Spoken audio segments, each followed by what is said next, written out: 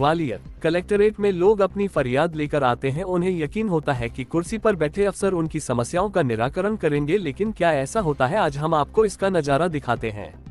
ये ग्वालियर के विक्की फैक्ट्री इलाके में बताई की जमीन पर खेती करने वाले किसान हैं, जो पिछले मंगलवार को भी अपनी शिकायत लेकर आए थे, लेकिन प्रशासनिक अधिकारियों ने आवेदन तो ले लिया, लेकिन इनकी शिकायत पर कोई सुनवाई या कार्रवाई नहीं की। दरअसल इनका आरोप है कि विक्की फैक्ट्री के पास रामनगर में कुछ भू माफिया हैं, जो शासकीय भूमि पर अवैध प्लॉटिंग करते करते इनकी खेत में भी घुस गए और अब गुंडागर्दी कर रहे हैं। जब उन्हें रोकने जाते हैं तो मारपीट पर उतारू हो जाते हैं।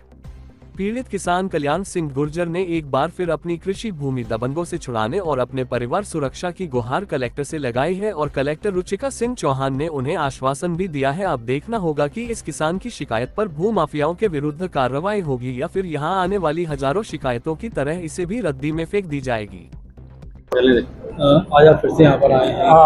आज हम फिर से यहाँ पर आए थे। कलेक्टर मैडम ने आश्वासन दिया था कार्रवाई करने के लिए। अभी बोला हमसे आपके यहाँ FIR उन लोगों पर की जाएगी और आपका काम कर दिया जाएगा। इससे पहले जब आप आए थे तो कार्रवाई नहीं हुई? क्या हुआ? कोई कार्रवाई नहीं थी। क्या मामला क्या है? मामला अपना ज़मीन वाला है। हाँ, सरकारी ज़मीन है। इसकी वजह से अपनी 121 बीघा ज़मीन है, सुरेश चौबे की जो ज़मीन है, वहाँ का लोग बघेले लोग हैं जो अभी कॉलोनी काट रहे हैं, कब्जा कर रहे हैं, प्लॉटिंग कर रहे हैं।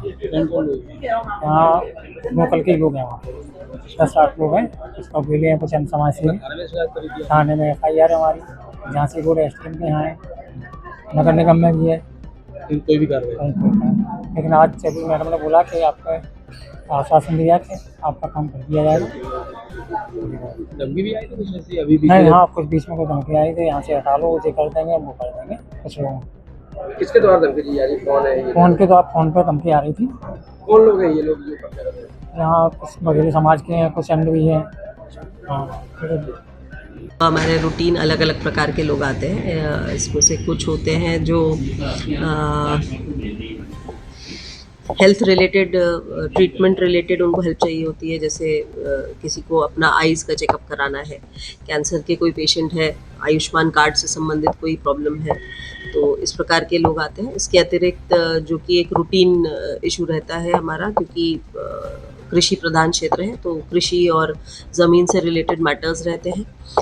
1-2 और प्रकरण है जिसमें रिकॉर्ड में मिलने में उनको कुछ समस्या महसूस हो रही थी, तो रिकॉर्ड रूम प्रभारी को भी उसमें निर्देशित किया गया। तो इसी प्रकार के कुछ मामले मैडम ऐसे देखे गए जिसमें ठेकेदार पटवारी और आरआई के द्वारा सही सीमांकन नहीं हो रहा है। सीमांकन आप जानेंगे एक बहुत ही सब्जेक्टिव टाइप का इशू है। जनरली आप ये कहना बहुत संभव नहीं है कि सही किया है या गलत किया है।